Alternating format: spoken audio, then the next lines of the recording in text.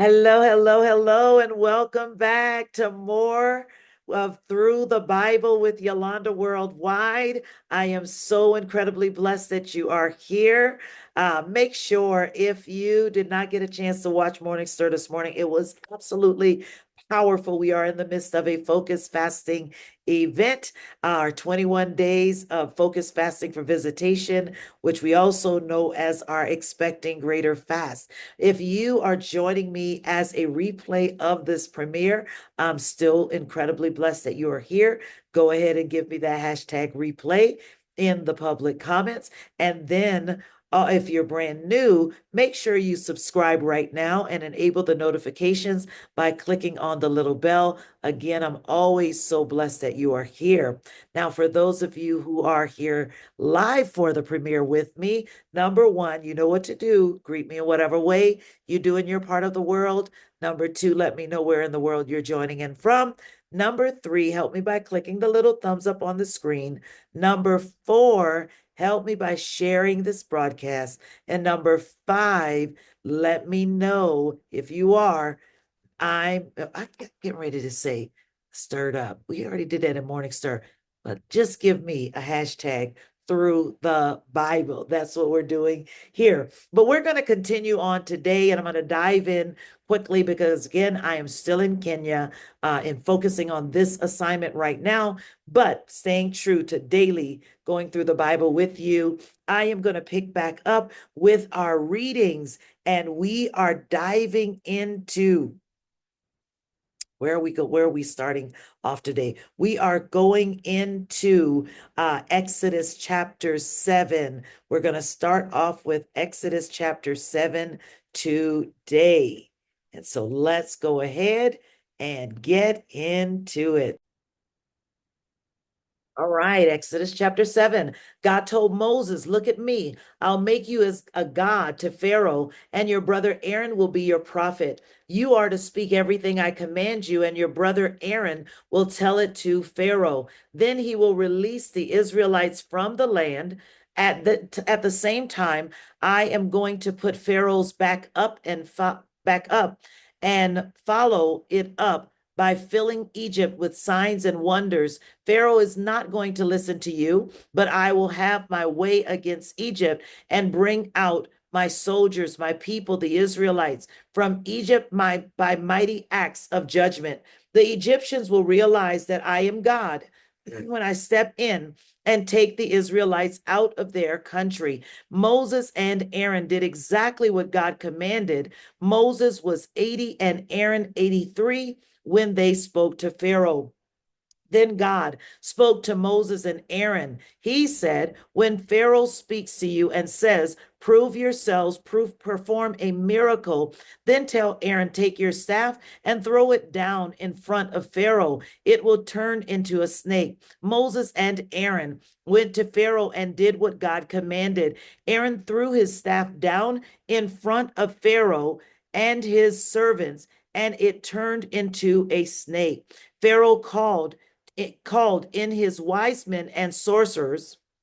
The magicians of Egypt did the same thing by their spells. Each man threw down his staff, and they all turned into snakes. But then Aaron's staff swallowed their staffs. Yet Pharaoh was as stubborn as ever. He wouldn't listen to them, just as God had said. God said to Moses, Pharaoh is a stubborn man. He refuses to release the people. First thing in the morning, go and meet Pharaoh as he goes down to the river. At the shore of the Nile, take the staff that turned into a snake and say to him, God, the God of the Hebrews, sent me to you with this message. Release my people so that they can worship me in the wilderness. So far, you haven't listened. This is how you know that I am God. I am going to take this staff that I'm holding and strike this Nile River water. The water will turn to blood. The fish in the Nile will die. the Nile will stink, and the Egyptians won't be able to drink the Nile water. God said to Moses, tell Aaron, take your staff and wave it over the waters of Egypt, over its rivers, its canals, its ponds, all its bodies of water, so that they turn to blood. There'll be blood everywhere in Egypt, even in the pots and pans. Moses and Aaron did exactly as God commanded them. Aaron raised his staff and hit the water in the Nile with Pharaoh and his servants watching. All the water in the Nile turned into blood.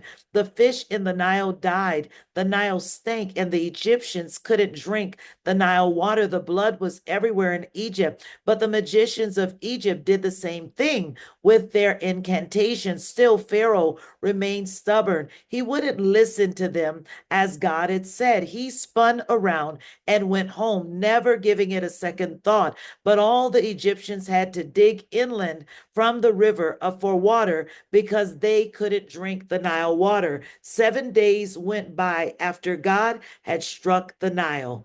I'm about to say 5, chapter 8. God said to Moses, go to Pharaoh, tell him God's message. Release my people so they can worship me. If you refuse to release them, I'm warning you, I'll hit the whole country with frogs. The Nile swarm with frogs. They'll come up into your houses, into your bedrooms, and into your beds, into your servants' quarters, among the people, into your ovens and pots and pans. They'll be all over you, all over everyone, frogs everywhere, on and in everything. God said to Moses, tell Aaron, wave your staff over the rivers and canals and ponds. Bring up frogs on the land of Egypt. Aaron stretched his staff over the waters of Egypt, and a mob of frogs came up and covered the country. But again, the magicians did the same thing using their incantations. They also produced frogs in Egypt. Pharaoh called in Moses and Aaron and said, pray to the God to rid us of these frogs. I'll release the people so that they can make their sacrifices and worship God. Moses said to Pharaoh, certainly. Set the time. When do you want the frogs out of here, away from your servants and people, and out of your houses? You'll be rid of frogs except for those in the Nile. Make it tomorrow. Moses said, tomorrow it is. So you realize that there is no God like our God. The frogs will be gone. You and your houses and your servants and your people free of frogs. The only frogs left will be the ones in the Nile. Moses and Aaron left Pharaoh, and Moses prayed to God about the frogs he had brought on Pharaoh. God responded to Moses' prayer. The frogs died off, houses, courtyards, fields, and all free of frogs. They piled the frogs in heaps. The country reeked of dead frogs. But when Pharaoh saw that he had some breathing room, he got stubborn again and wouldn't listen to Moses and Aaron, just as God had said.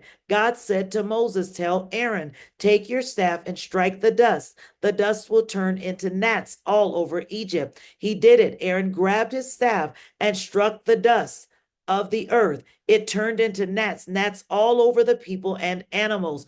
All the dust of the earth turned into gnats, gnats everywhere in Egypt. The magicians tried to produce gnats with their spells, but this time they couldn't do it. They were gnats. There were gnats everywhere, all over people and animals. The magicians said to Pharaoh, this is God's thing doing. But Pharaoh was stubborn and wouldn't listen, just as God had said.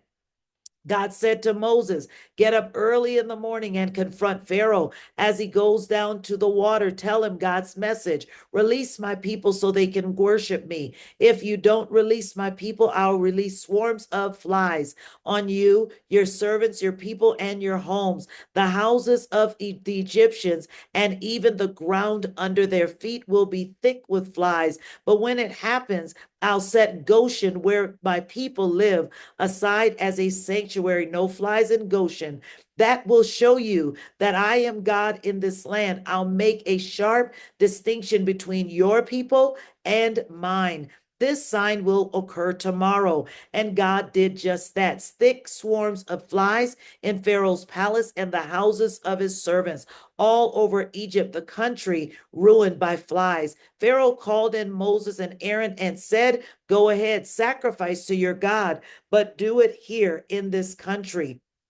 Moses said, "That would not be wise. What we sacrifice to our God would give great offense to Egyptians. If we openly sacrifice what is so deeply offensive to Egyptians, they'll kill us. Let us go 3 days' journey into the wilderness and sacrifice to our God, just as he instructed us." Pharaoh said, "All right, I'll release you to go and sacrifice to your God in the wilderness. Only don't go too far. Now pray for me." Moses said, "As soon as I leave here, I will pray to God that tomorrow the flies will leave Pharaoh, his servants, and his people. But don't play games with us and change your mind about releasing us to sacrifice to God." Moses left Pharaoh and prayed to God. God did what Moses asked. He got rid of the flies from Pharaoh and his servants and his people. There wasn't a fly left. But Pharaoh became stubborn once again and wouldn't release the people. In chapter 9, God said to Moses, "Go to Pharaoh and tell him, God, the God of the Hebrews, says, 'Release my people so they can worship me.' If you refuse to release them and continue to hold on to them, I'm giving you fair warning. God will come down hard on your livestock out in the fields, horses, donkeys, camels, cattle, sheep, striking them with a severe disease. God will draw a sharp line between the livestock of Israel and the livestock of Egypt. Not one animal that belongs to the Israelites will die." Then God set the time. Tomorrow, God will do this thing. And the next day, God did it. All the livestock of Egypt died, but not one animal of the Israelites died. Pharaoh sent men to find out what had happened, and there it was. None of the livestock of the Israelites had died, not one death. But Pharaoh stayed stubborn. He wouldn't release the people. God said to Moses and Aaron, "Take fistfuls of soot from a furnace and have Moses throw it into the air right before Pharaoh's eyes. It will become a film of fine dust all over Egypt and cause sores and eruption of boils on people and animals throughout Egypt." So they took soot from a furnace, stood in front of Pharaoh and threw it up into the air. It caused boils to erupt on people and animals. The magicians weren't able to compete with Moses this time because of the boils. They were covered with boils just like everyone else in Egypt. God hardened Pharaoh in his stubbornness. He wouldn't listen, just as God said to Moses. God said to Moses, "Get up early in the morning and confront Pharaoh. Tell him, God, the God of the Hebrews says, 'Release my people so they can worship me.' This time I am going to strike you and your servants and your people with the full force of my power. So you get it into your head that there's no one like me anywhere in all the earth. You know that by now I could have struck you and your people with deadly disease, and there would be nothing left of you, not a trace. But for one reason only, I've kept you on your feet, to make you recognize my power so that my reputation spreads in all the earth. You are still building yourself up at my people's expense. You are not letting them go. So here's what's going to happen. At this time tomorrow, I'm sending a terrific hailstorm. There's never been a storm like this in Egypt from the day of its founding until now. So get your livestock under roof, everything exposed in the open field. People and animals will die when the hail comes down. All of Pharaoh's servants who had respect for God's word got their workers and animals under cover as fast as they could. But those who didn't take God's word seriously left their workers and animals out in the field.